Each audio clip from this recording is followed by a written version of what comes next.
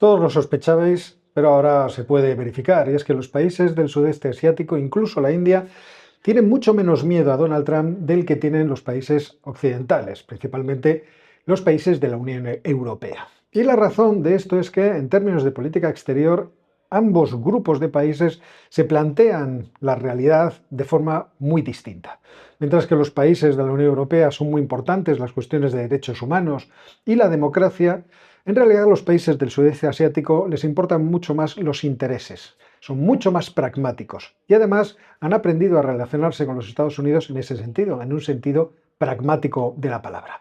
Ya en 2016 vivieron lo que era convivir con Donald Trump y ahora no esperan que la relación que mantuvieron con los Estados Unidos en aquellos momentos sea distinta a la que se va a producir a partir del 20 de enero, cuando el presidente electo tome posesión del cargo. En aquel tiempo, en 2016, los países asiáticos ya estaban acostumbrados a una relación con los Estados Unidos que venía dada por la llamada doctrina Nixon. Richard Nixon, cuando toma el poder a finales de los años 60, establece una doctrina en 1969 en referencia a los países del sudeste asiático, en la cual, sabiendo que no se podía implicar de forma total en acuerdos de defensa mutua, igual que tenía con los países europeos para hacer frente a la Unión Soviética, decidió tomar una vía, como digo, más práctica. Y esa vía consistía en proporcionar algún tipo de paraguas nuclear para los países de la región, con sus bases estacionadas en territorio japonés, principalmente Okinawa y Guam, aunque también contaba con la posibilidad de desarrollar las relaciones con Filipinas, y por otra parte apoyar a estos países en lo que necesitaran en términos de defensa, pero siempre dejando claro que ellos tendrían que ser los responsables de esa defensa. Aparte de esas cuestiones, se podían llegar a acuerdos bilaterales de comercio de cualquier tipo. Y esta ha sido la política de los Estados Unidos en realidad hasta hoy mismo. El propio Joe Biden también ha mantenido esa política. La política que, en cierto modo, vimos que Donald Trump forzaba cuando rompía el acuerdo transpacífico que había estado elaborando Barack Obama, y empezaba a plantear, bueno, que la relación entre unos y otros países acabaría siendo una relación bilateral y centrada en acuerdos que hacían mención a mercados concretos y específicos o a situaciones concretas.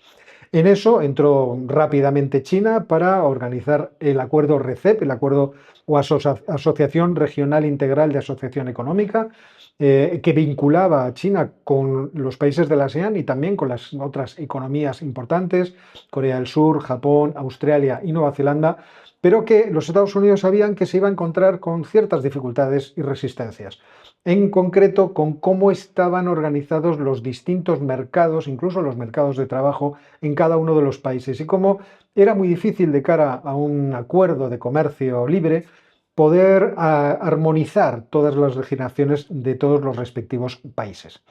Incluso Japón, que se vio en cierto modo traicionada por esa ruptura, sin embargo no rompió los acuerdos de defensa que mantiene con los Estados Unidos, sabiendo que la presencia cada vez más grande, esa sombra cada vez más enorme que tiene China, al fin y al cabo le afectaba de manera muy importante. Y esa otra sombra ominosa, no tan grande, pero también muy importante, que es la de Corea del Norte. Por lo tanto, estos países han decidido que, bueno, pues de acuerdo a lo que vaya haciendo Donald Trump, ellos responderán.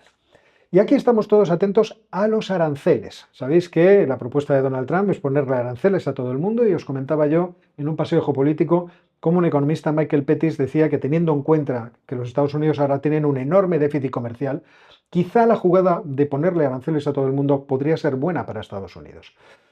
Era, o contraponía este autor, la situación que se había producido en 1930 con la ley Smoot-Hawley, en la cual los aranceles que intentaban empobrecer a los vecinos al final habían tenido un retroceso que había afectado de forma letal a la economía de Estados Unidos, pero cuando ésta tenía superávit comercial enorme, no un déficit comercial. Ahora nos encontramos también que Donald Trump va a nombrar jefe de sus asesores económicos al frente de ese think tank, me parece que se llama el CEA, que está asesorando a la Casa Blanca en cuestiones económicas. Va a poner a un doctorado de Harvard, Stephen Miran, al frente. Y Stephen Miran recientemente ha publicado un trabajo en el que defiende aranceles del 20% para todo el mundo y del 50% para naciones concretas. Y que si se logra calcular un tipo de arancel, es decir, un porcentaje de arancel óptimo, esto puede ser muy bueno para la economía de Estados Unidos, a pesar de las dificultades que poner aranceles establece. Todos sabemos que poner un arancel supone penalizar a los consumidores y darle una especie de subvención a los productores nacionales, y que la intención es la de, o por lo menos la que tiene Donald Trump, la de reindustrializar su país a base de perjudicar las posibilidades de importar productos desde el extranjero. Aquí, según Stephen Miran, Estados Unidos cuenta con una ventaja, es que al ser un enorme demandante hacia el exterior y actuar como si fuera un monopsonista, puede hurtar parte del beneficio que ganan aquellos que le venden el producto. Y por lo tanto puede imponer el poder de mercado que le da esa situación de ser uno de los mayores compradores que existen. Por lo tanto, establecer un arancel, un impuesto a los productos que entran en los Estados Unidos, podría obligar a los empresarios extranjeros a absorber esa pérdida, de tal forma que incluso quisieran mantener los precios. De tal forma que esas importaciones que van a llegar a los Estados Unidos no afectaran de forma letal a la inflación en los Estados Unidos. Esto puede ser uno de las posibilidades que pueden surgir si se calculan adecuadamente estos aranceles, pero es algo que tendremos que ver en la práctica. Por otra parte, le preocupa a Miran el problema de que los países a los cuales se les pongan aranceles querrán hacer una respuesta, también incrementando los aranceles de los productos estadounidenses. Y que aquí efectivamente se puede encontrar la política de Donald Trump con una dificultad que no pueda superar, en el sentido de que si quiere reindustrializar, pero no su mercado no demanda todos los productos que se producen dentro de Estados Unidos y el extranjero tampoco, entonces al final no se producirá esa industrialización. Sin embargo, Miran afirma que los Estados Unidos tienen una herramienta, tienen una carta debajo de la manga. Y esa carta es que muchos de los países con los que comercia dependen defensivamente de Estados Unidos. Por lo tanto, Estados Unidos tiene ahí una palanca, tiene una forma de influir en las decisiones de estos países y puede forzarles a no imponer represalias, precisamente amenazándoles con retirar su apoyo defensivo. Claro, este no es un problema para los países del sudeste asiático. Vietnam o Tailandia no tienen ese problema, o Indonesia, no tienen ese problema con los Estados Unidos porque no tienen ningún tipo de relación de esa clase, no tienen acuerdo de defensa mutua con los Estados Unidos. Por lo tanto, ellos van a poderse mover con cierta libertad en la represalia a Estados Unidos para proteger aquellos sectores que les parezcan más interesantes y más importantes. Fuera quedan otras cuestiones que habría que tomar o habría que dedicarles más atención acerca del efecto de imponer aranceles.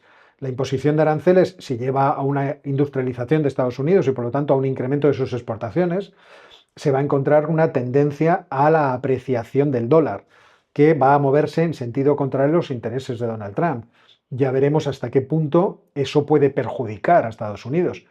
Miran, apunta, y me parece una fórmula que ya se hizo, fue desastrosa para los países que la adoptaron, pero que fue interesante para Estados Unidos, es un acuerdo como el que se hizo en Japón, en aquel famoso hotel de Nueva York, me parece que era el Excelsior, pero vosotros me lo corregís ahora, se me ha ido el nombre, en el que se acordó que el resto de países fomentarían una devaluación, una depreciación, mejor dicho, de la moneda americana, para que la moneda americana fuera más competitiva y pudiera, por lo tanto, Estados Unidos exportar más.